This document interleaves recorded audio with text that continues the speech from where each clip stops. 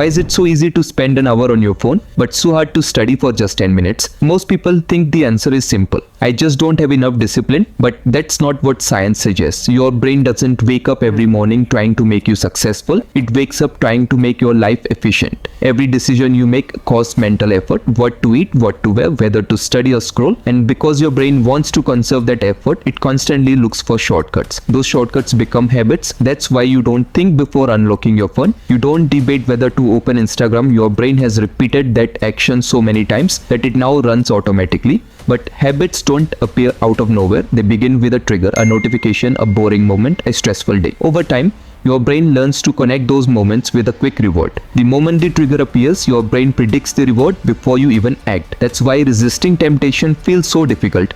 It often starts before you're consciously aware of it. Now think about someone with incredible self-control. Do they simply have a stronger mind? Not necessarily. Research has found that people with better self-control often structure their lives to face fewer temptations in the first place. Instead of fighting distractions all day, they remove many of them before they become a problem. That's why a student who leaves their phone in another room usually studies longer, not because they are more motivated, because they are making the right choice easier. This is where most people get it wrong. They believe self-control is tested in the moment of temptation.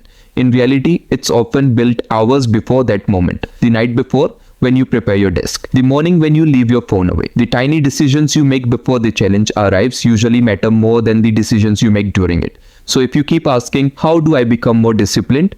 You are asking the wrong question. Instead ask, how can I make the right decision easier and the wrong decision harder? Because real self-control isn't about fighting your brain every day. It's about building a life where your brain naturally moves in the direction you want. And once you understand that, discipline stops feeling like a battle. It becomes a system.